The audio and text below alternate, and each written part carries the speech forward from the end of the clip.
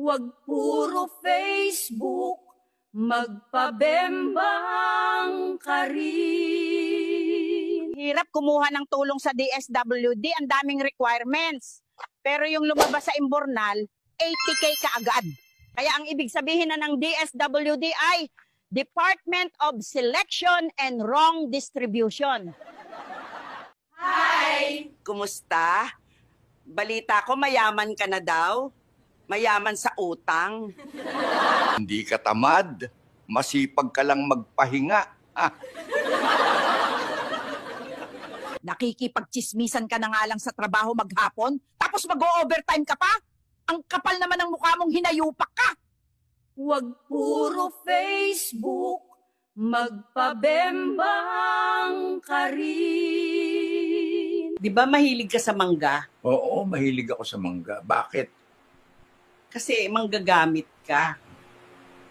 Akala ko pag may trabaho, may maiipon akong pera. Yun pala, sama ng loob ang maiipon ko. Nicole, huwag mo akong iwan. Hindi ko kayang mawala ka.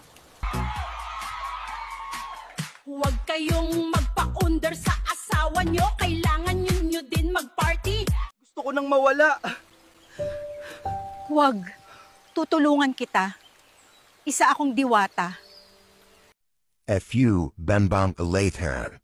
Nakailang bembang na tayo. Sabi mo tutulungan mo ko dahil isa kang diwata.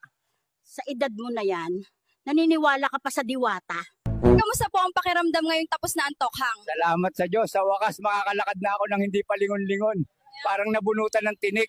Sir, kamusta po ang pakiramdam ngayon na tapos na ang tokhang? Salamat sa Diyos, sa wakas makakalakad na ako sa paligid ng hindi natatakot. Parang tinik na natanggal sa dibdib ko. Balita ko masaya daw kayo na wala ng tokhang. Oo. Pinahirapan kami nun. Tago kami ng tago. Pero ngayon, party-party na ulit.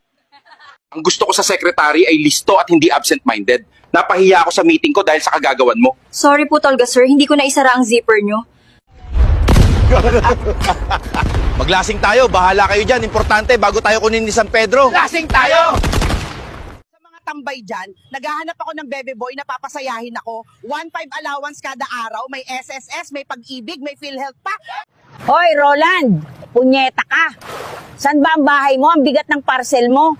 Nasa SM Bacoor na ako. Magugunaw na ang mundo! Hindi pa ako nakakatikim ng bembang! Kapag gwapo ang nagiinom, broken-hearted daw.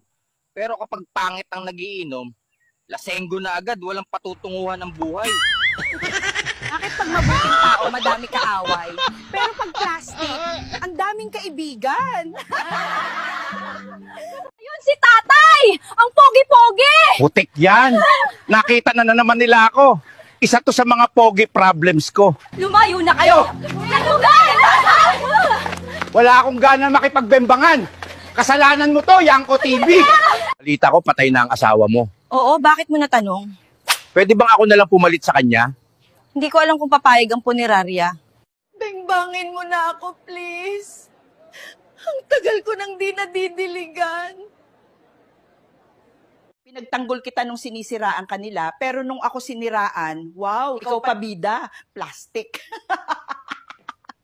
Naisip ko lang, ang sarap siguro kung araw-araw sweldo, tapos ang trabaho lang ay tuwing kinsenas at katapusan.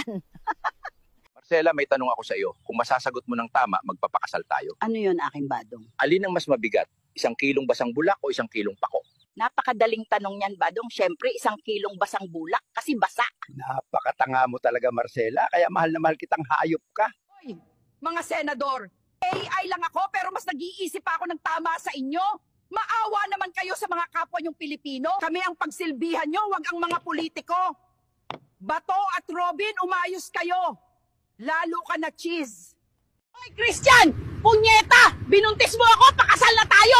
Papunta na ako sa bahay nyo! Sunugin ko bahay nyo pag di ka lumabas! Wait lang, may gusto daw sabihin si Lola sa inyo. Maligo ka na. Amoy na amoy ang hit mo dito sa bundok. Portang talong ba to? Parang puro itlog ata to. Mamaya sa kwarto, Mirna, nandun yung talong. Po, magtago ka. Nandiyan na teacher mo. Alam niya umabsent ka ngayon, di ba? Lo, magtago ka rin kasi sabi ko patay ka na kaya ako umabsent! Ang Lakas mong uminom, tapos good health ang birthday wish mo? Punyeta ka! Kung ikaw ang magiging presidente, anong unang gagawin mo? Pause muna lahat, inom tayo para kalmado ang desisyon. Sir, paano po ninyo matitiyak na hindi kayo magnanakaw? Wala akong kukunin. Kasi sanay na akong wala. Sir, kung papibiliin po kayo, pag-ibig o pera? Pera. Kasi pag may pera ka, kahit adik ka, nagmumukha kang mysterious. Sir, paano mo hinaharap ang inflation? Tinitigan ko lang ang presyo ng bigas, tapos ngumiti, sabay lakad palayo. Sir, paano po kayo nagtipid ngayong mahal ang bilihin? Di ako kumakain. Paano nyo po nilalampasan ang mga pagsubok sa buhay? Hindi ko nilalampasan, dinadaanan lang. Sabog nga di ako aware na may pagsubok. Sir, paano mo malalaman kung ikaw ang problema? Pag kahit saan ka mapunta, pare-pareho ang gulo. Ibig sabihin, ikaw na yon. Sir, may balak po ba kayong ayusin ang buhay nyo? Meron. Kaso ayaw makipag-cooperate ng katawan ko. Sir Juan, anong masasabi nyo sa mga babaeng choosy? Huwag silang mag-alala. Hindi rin naman siya option sa akin. Sir Juan, paano maging pogi sa paningin niya? Ipaalam mong marunong kang makinig kahit di mo maintindihan, basta may eye contact. Kung may isang bagay po kayong gustong ibalik, ano po yon?